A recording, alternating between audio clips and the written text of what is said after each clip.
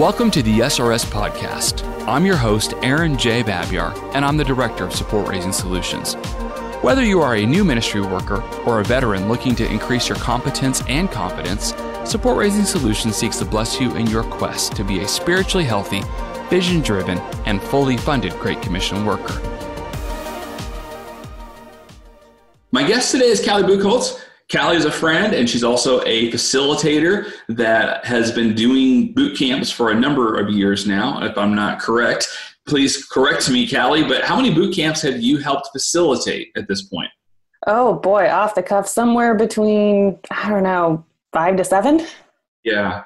And also you've been helping us pioneer a little bit of extra materials, which we're not quite going public with yet, but you've been doing a little work on the side trying to help Support Raising Solutions come up with even more solutions, haven't you? Yeah, no, it's exciting. There's a lot of things in the work, and it'll be very exciting to see what happens in them in the time to come. Yeah. Well, hey, I appreciate you. You're a good thinker. You're a friend. I've enjoyed getting to know you over the years. You and I have a lot in common. We both have Arkansas roots and Chicago roots. But at this time, while we're talking, I'm actually in Arkansas, and you're in Chicago, aren't you? I am. It's a blustery cold day up here. Explain your current role with TeachBeyond for our listeners today. Yeah, sure. Well, TeachBeyond is kind of a younger organization. It started back in 2006, I believe. And in that kind of youth and youngness as an organization, I stepped in about 4 years ago to start the support raising department. It'd kind of been piecemeal before that. And so I have been leading the charge when it comes to casting the vision and equipping our staff to be fully funded. Right. And you actually kind of came in midstream, and we won't get into all of TeachBeyond stuff, but certainly there's been a cultural shift that is ongoing that you have been a part of, away from people just kind of willy-nilly, maybe not raising their support, and moving into healthy training and encouragement and coaching and helping more of your missionaries be spiritually healthy, vision-driven, fully funded. Is that correct? Absolutely. It's very encouraging to see just when you suddenly have a voice that is kind of holding the line for what fully funded means and why it's important, that begins to kind of catch fire, and people see that it does make a difference, and it does make a difference in the long term especially. So we're starting to see those results. Well, we don't pre-rehearse all of this, but I'm going to give you a little pop quiz real quick. What is the definition of being spiritually healthy, vision-driven, fully funded, particularly that fully funded side? How would you define that somewhat succinctly? Fully funded in a nutshell means that all of your monthly needs are met by recurring support with a healthy buffer. So as far as payroll expenses and anything else that is a financial concern with your ministry and life is completely covered on an ongoing, consistent basis. Right. And what about the family side of all that? Oh, that's huge. That is absolutely a part of that as well. If your family is not thriving, your ministry is suffering. So that is the building block of anything. Yeah, cool. Great. Well, I know that a lot of times people kind of struggle with that definition, and we just encourage everybody. We don't have all the details of what this looks like. We certainly can't give you the numbers, but we believe part of being fully funded is that you have enough for your family and for your ministry to thrive. We're not saying live luxuriously, nor are we saying that you should be in poverty and just getting by, but we want your family and your ministry to thrive with the vision God has given you. So the reason, Callie, I invited you on today is to talk about when missionaries have the opportunity to give as well.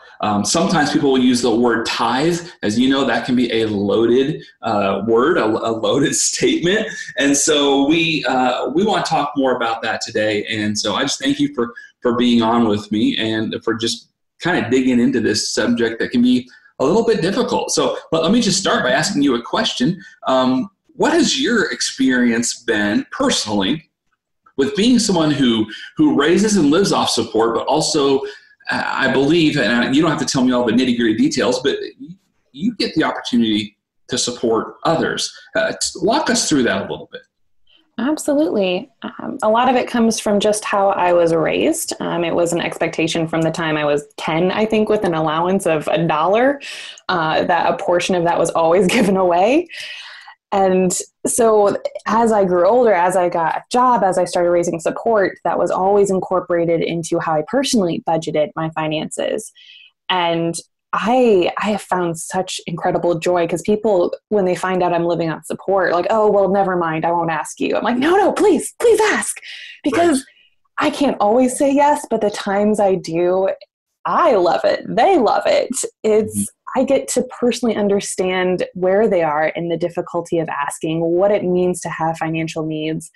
And then I get to, for once, be on the other side of the table saying yes, which it gives me a lot of happiness in my day. Mm-hmm.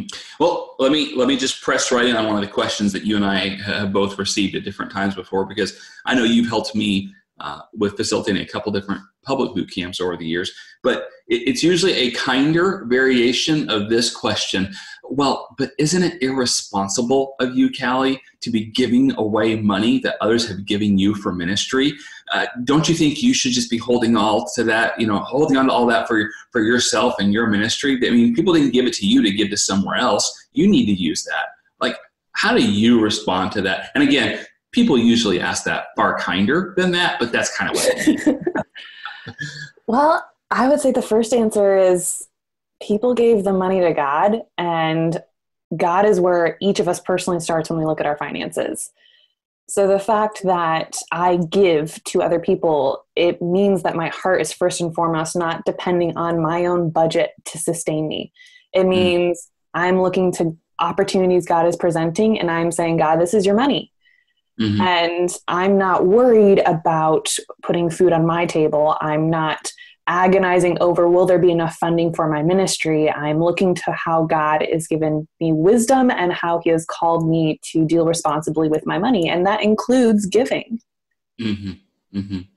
So people are probably going to ask all sorts of questions if they could, if they're just sitting here even listening to us.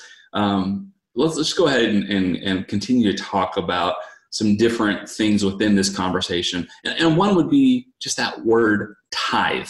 That word can really, honestly, I've been sidetracked in appointments with people who I'm raising support, and they have said, hey, I don't understand this. And they've asked me questions, and I realized, oh, wow, we just spent 20 minutes about digging into some of the scriptures and things like that when I was supposed to be asking them to be a part of my team. It's a whole conversation that I don't think will completely do justice today, but let's talk a little bit about that.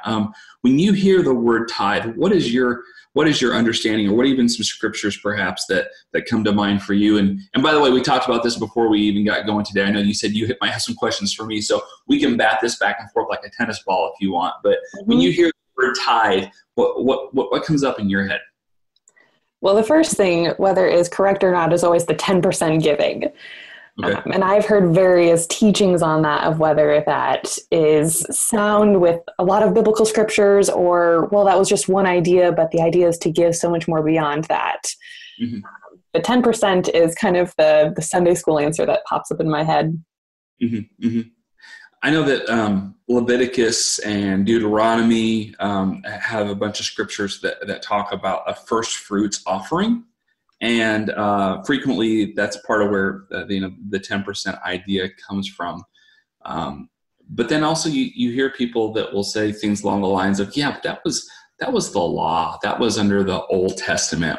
We don't have to give our 10% anymore. And there might be some truth to that, but then that also might undermine some intense intended discipline that comes out of all that. And so we know that the New Testament talks about first fruit offerings as well. I think it's mentioned something like 7 times. Right. I mean, Jesus goes far and above just giving 10%. Mm-hmm. I think that especially with the Jewish law, it really got down to the nitty gritty of okay, exactly what do I need to do and what do I not need to do to be okay? And mm-hmm. that's where a lot of that minutia was developed.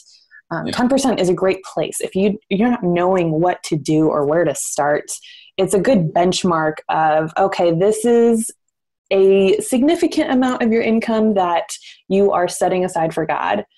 But then you hear about Jesus' teaching. It wasn't just, oh, God, you can have 10% of my life. You can have 10% of my finances. It was everything, which is a little bit more of a scary concept. Absolutely. Well, 1 Corinthians 16:2 says, on the first day of every week, each of you is to put something aside and store it up as he may prosper, so that there will be no collecting when I come. Paul's talking to the Corinthians about even them having a discipline and about setting something aside. And it doesn't seem to imply in there that that's only for people who aren't involved in missions work, that might not be doing teaching, or might be doing teaching at the church, or there doesn't seem to be this, hey, this is just for a couple people. It seems to be an open letter to Christians within the Corinthian church. And so the offering of first fruits, it was an occasion of Thanksgiving. It was an opportunity for the Christian to give with gladness. And again, we're not doing a full Bible study here and digging into, Deuteronomy and Leviticus and Romans and Corinthians and James. Like, there's a lot of different places where it talks about giving. But for our purposes today, I know that there are a lot of Christians that really struggle, and I'm talking specifically about missions type leaders that struggle with, is this mine to give? I'm having a hard time meeting my budget anyway. Maybe I'll give first fruits once I reach 110% of what I need, then I'll give 10%. Why is that dangerous, Callie? Well, we aren't the exception to the rule. We're not some special class of Christian. We're not some exception to, okay, this is how God has given kind of guidelines and suggestions and encouragements and commands to the rest of the church and not us. But if people are created to give, that is true for people in ministry as well as people outside of ministry. It's everyone. But what about you, Aaron? I know you've had a few more years of experience in and out of ministry than me, and kind of what have you seen or experienced with this? Well, to be clear, you just called me old, and that's true. But oh, come on, wise and experienced. My wife and I really went through a difficult time. I think learning to apply some of this. We had graduated from college, and also John Brown University, just like you, Callie. So this is a John Brown conversation here. And we had accepted a position at a church in the Detroit area. And to be honest, there was initially kind of a struggle pay-wise to make things work. I was a youth pastor, and just being young, married, and not having silverware. We need to buy silverware. Like, there was just a lot of basic things that we didn't have, and so we were struggling to get by. And quite honestly, I would say we also made some foolish choices too. But within all of that, we wanted to be giving, and we were trying the 10% idea at a minimum. And then, the church, and I don't want to get too much into this, but the church didn't handle us so well. They didn't treat us so well in regard to their overall budget, and some things happened that were completely outside of my scope. But the long story short, I was given a $10,000 raise, which sounds amazing, but we were living in the parsonage, and then they started charging us $1,000 a month for rent. And I went, well, hold on a minute. That wasn't a raise. That was a slap in the face. Right, yeah. And I say all that to say, something unfair happened, but we had an incorrect response. We allowed that, and I speak more for myself than for my wife. I allowed that to harden my heart a bit. I felt a little bitter. I felt a little stabbed in the back. And so my response was like, wow, you basically just cost me $2,000 out of my budget every year. We needed a raise. We were having a hard time buying formula for our baby. So there was a lot of emotion mixed up in all that.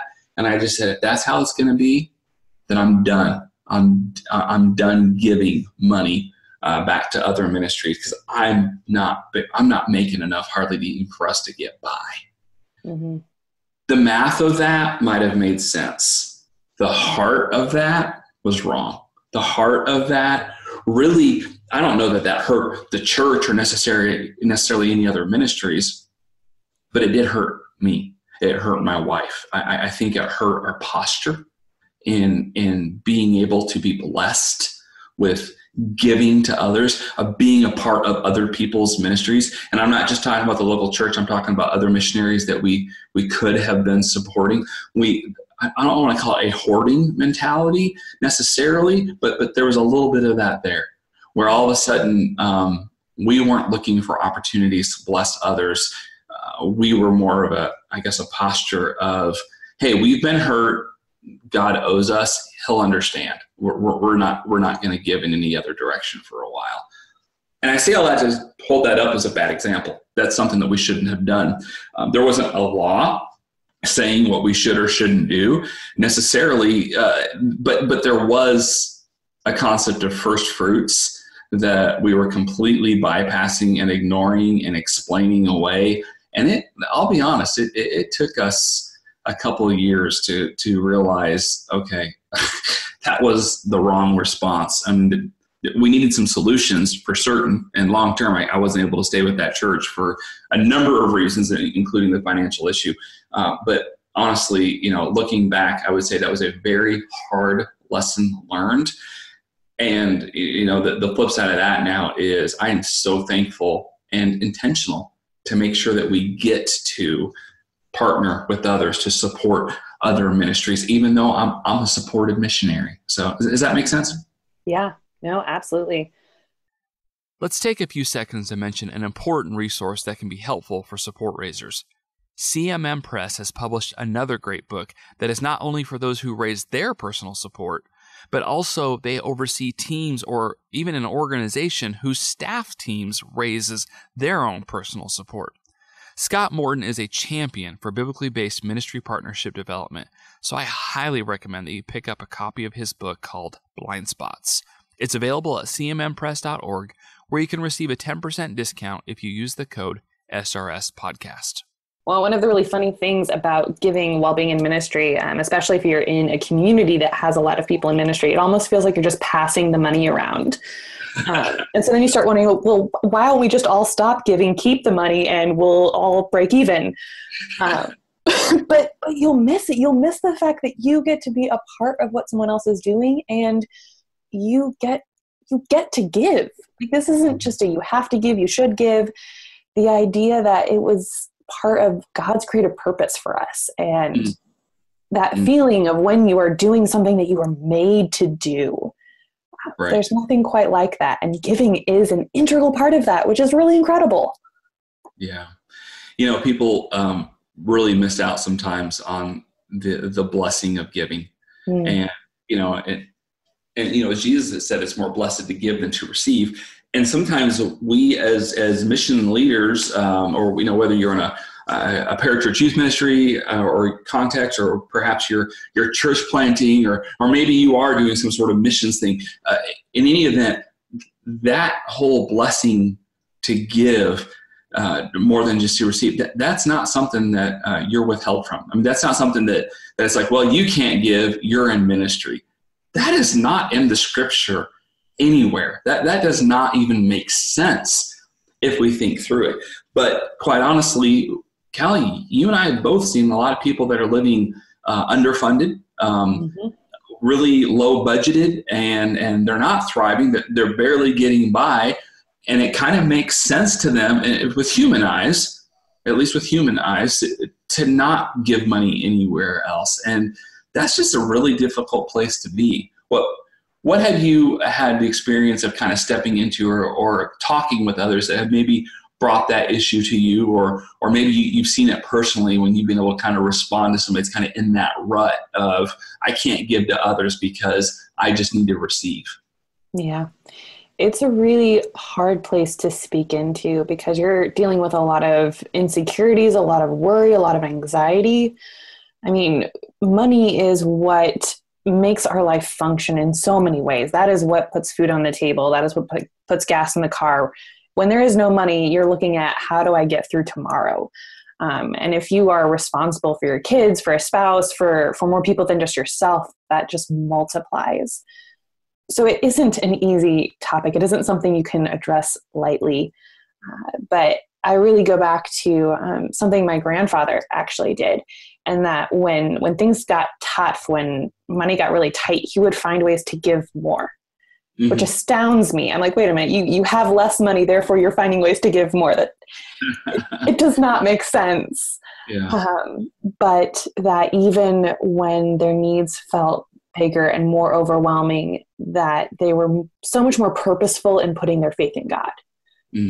And even surrendering and submitting their finances to God. That it's a heart issue. That is really what it is. And so that's where I really try to speak into people. I'm not trying to preach legalism or that you have to check every single box to be a good Christian. The point is, are you letting God govern your finances? Or are you just holding on to everything tighter and tighter as it feels like it's slipping through your fingers? Yeah. I think you probably just hit a nerve with a couple of people right there. Hey, let's talk about first fruits from a discipline standpoint. Actually, just a conversation recently. I have a young man. He's in his early 20s. He's a similar age as one of my sons. And several years ago, I was his small group leader along with a bunch of other boys. But he's moved into that season of life where he's about ready to start getting some regular paycheck. And his parents have been a part of my support team for years. And recently we were talking about, he's about ready to make a big life change. He's about ready to move to a different state. And I just encouraged him, and I'll leave his name out of this. We'll just say B. And I said, hey, B, I was like, make sure that you're doing first fruits. Now that you're going to start getting a real life paycheck, make sure that, from the top, you're giving to the Lord. And his initial reaction was like, oh, well, I'm going to have a lot of bills, so we'll see what's left at the end. That was completely upside down from what I had just told him. And I think sometimes it is a concept that people, they don't necessarily get right. And I don't mean that with judgment. I think it's just sometimes it's a learned discipline. So kind of explain that for some of the listeners that might be not really fully understanding what first fruits means and how that might actually look. And if you want to share examples from your own budget without numbers, that would be fine as well. Okay, yeah. Well, I would go with just how I start to create my budget. Of you take your paycheck, and then the first two things that before I factor in any other bills, any other necessities, anything else, it is I portion out all my giving to my church, the people that I want to support, to at least be 10%. And then I look at my savings, because I was trained, like, you got to set aside now for retirement. And then after that is when I'm like, okay, I have a car, I have a phone, I have rent. And at the end of the day, what do I have left to get groceries with? But wait a minute. Aren't you supposed to pay all your rent and your car and your groceries first, and then there's money left to give to God or other ministries? Well, see, it's all talking about how you organize. I'm not going to live in some place that costs more, that would eat into my giving, because that money is already committed, is already set aside. So I'm going to order the rest of my life in a way that makes how I choose to give possible. Good.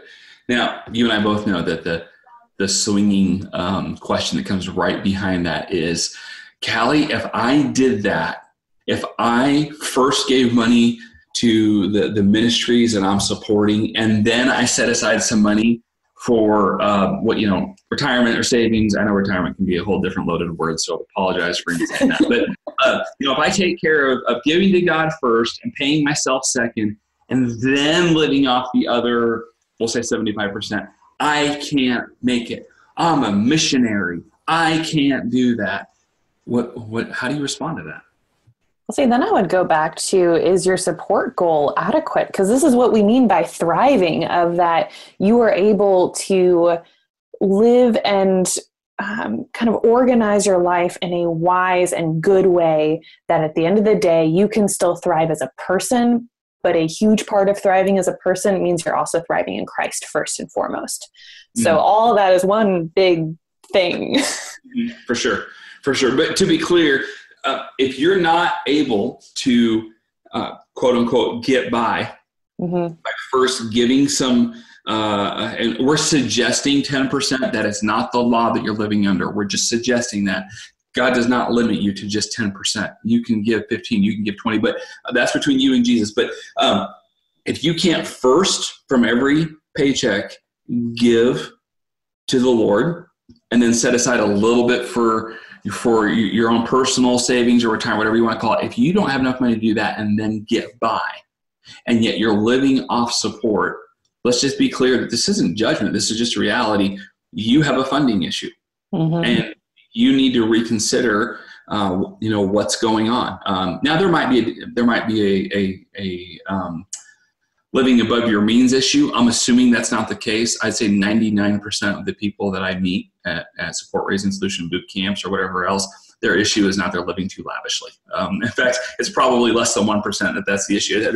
That's a fraction. Most people I run into, it's not that they're living too lavishly, it's that they haven't actually been honest about what their budget is. So if you have somebody who's realizing they're listening to this right now, Callie, and they're saying, I hate to say this even to myself in my own heart and mind, but I don't make enough. Like I can't give to God and set a little bit aside and be able to feed my family. What am I supposed to do about that? What would you counsel the person who might be a part of a smaller ministry? And what would you counsel a person who might be a part of a larger ministry that might have some rules and regulations and policies in place? Yeah. Well, I would say first go to whoever your leadership is. If it's a team leader, if it's kind of a regional leader, the next boss up, who do you report to? Because this isn't something you figure out on your own. Your organization speaks into kind of setting everyone's salary because they're wanting to be held accountable and help hold you accountable to not just getting paid whatever you want to get paid. And so there may have been things that your salary would have set at the minimum, and you might actually have room to change it. Maybe it is explaining your budget and laying things out to explain, hey, this is my giving, this is my savings, this is what I'm left with at the end of the day. This doesn't make sense for being able to live on. What can we do? Right. I have to say it's exceedingly rare. I've heard of it happening, but it's very rare that people have graciously, approached their leadership and got back to me where the leadership said, no, you make enough. We suck it up, buttercup. Like I just don't hear about that happening very often. And the last time, it's only happened to me a couple times, and I've been helping in some form of leadership with Support Raising Solutions over 5 years now. The last time somebody brought that up to me, quite honestly, it was indicative of a whole lot of other organizational problems and issues. I mean, it was one of many different things. And that person was saying, you know what, they don't really care about me. They just want me to be busy and do busy work. And this is just another example of that. And I'm still called to this sort of ministry, but I'm realizing this probably isn't a good fit. But it was the financial issue that helped him start realize, wow, I'm willing to live on less and work on less if I need to, but I haven't experienced a strong call to intentional poverty like what this organization is trying to do to me. And I'm rethinking what organization I might be with over the years. So, I mean, I have had one or two of those conversations, but in the context of how many conversations I do have with people, that's rare. That's very rare. And so I would just encourage the listener, first of all, we're not telling you to jump organizations, but secondly, ask questions, share your need, but work towards being a part of being someone who's able to give as a part of your first fruits. It shouldn't be the last thing on your budget if you get to it. It should be the first thing on the front side of your budget. But Callie, you and I both know too that sometimes there is not a lot, but sometimes there is a little extra money in your budget at the end of the month.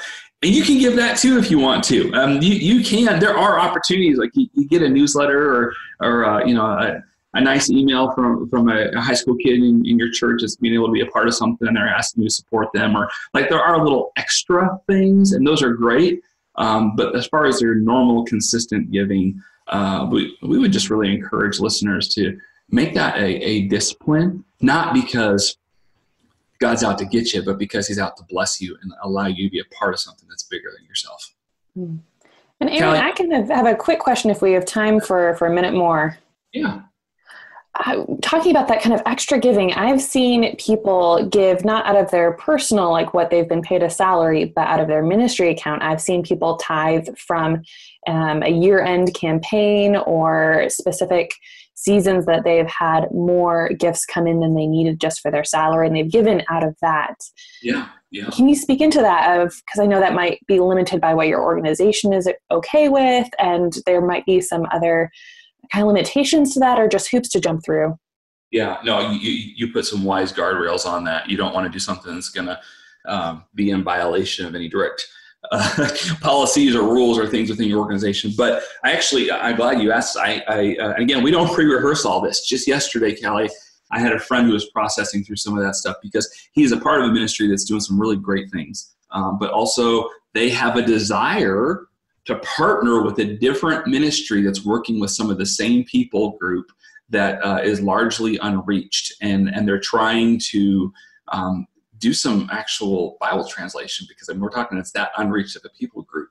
And so he was telling me, I think we could really help jumpstart some of this Bible translation activity that needs to be going on with just $5,000. That's not going to complete it. That's not going to be everything. I mean, I think they are working with one of the other Bible translation organizations, but there was something with that was intersecting with what he was doing that he realized, man, this would be a great jump off point if we could throw $5,000 this way. However, at the same time, his son has some special needs and needs a certain type of school, which is available in their area where they're at in the world. And it's not cheap. It's not free. It's going to cost him about $7,000 for a school year. And so he was wrestling through this and reaching out to me. This is a longtime friend of me of mine. And he just said, hey, I'm putting together my end of year stuff. And I'm not sure, am I supposed to ask for schooling for my son, or am I supposed to ask for this Bible translation thing? And I didn't give him a clear answer, but I did say, hey, you know what, generally speaking, you have to figure out what God's clearly calling you to do. In my experience, your family needs to thrive so that your ministry can thrive. And so, as you potentially approach people, I would encourage you, everybody that you have a really good personal relationship with, start with potentially your son and your family's need. But also for people that maybe have just more given to your organization and the work that you've done, or maybe your son's thing gets funded pretty quickly or whatever else, you absolutely can invite people to give towards a fund that you're starting that's just for the Bible translation to that people group that you're working with. And so to be clear, if the $7,000 came in for his son and his school, that would all go right through him and his organization. If the $5,000 came in for the Bible translation project, he would essentially be taking that $5,000 and turning it around and giving it to a different organization. Is that wrong? I don't see how that's wrong at all. I think there's a great partnership in the gospel that he has with another organization that is far more qualified to translate the Bible than what he is. But he has relationships with the people group, not just with that organization. And it's a great partnership, and in no way, shape, or form would that be a poor investment. So does that kind of answer your question? Yeah, I think so. And I think it's also really neat as you're working in ministry, you often become aware of needs that no one else sees. And I think God puts us there for a reason and provides funding for us to help meet those needs. When I was overseas in Germany, it happened just about every year that one of the teachers and the staff would just be kind of a bit overwhelmed after the first semester of culture shock and just dealing with everything, what happens when you move half a world away and start a new job. And so would really just need to go home for Christmas, but it was an unanticipated expense. They hadn't raised support for it. And so as a staff, we would give out of what we had to make sure this person could go home and get some family love and kind of recuperate to be able to come back and be 100% for the following semester. And that was that wasn't a need that we advertised. It wasn't something that anyone else would have known to be able to give towards. But because we were uniquely there, just through our ministry our organization would help, but then also individuals, we were aware that we could help and give from personal giving, but then sometimes we had the option to give out of our own ministry accounts as well. Yeah. And it is something to be able to bless other people who are in ministry. I don't mind saying this guy's name. We got a buddy named Wayne Morgan who works with the National Network of Youth Ministries. And he has no idea I'm even saying this. And I don't know if he listens to this podcast, so he might never hear this. But I know that, in the U.S. that we have Pastor Appreciation Month. And he works with a lot of other guys they're basically pastors to youth pastors. It's a cool group. And I don't know all the motivation. I didn't even talk to him about it, but I picked up on he put some sort of like Starbucks link or something up on this closed Facebook internal page. And he basically said, hey, everybody in National Network of Youth Ministries, I love you guys. You're pastors. You're pastors of pastors. I want to buy y'all a cup of coffee. So next time you go into Starbucks, pull out this link. It's going to charge it to my account. Now he's doing the same work as the other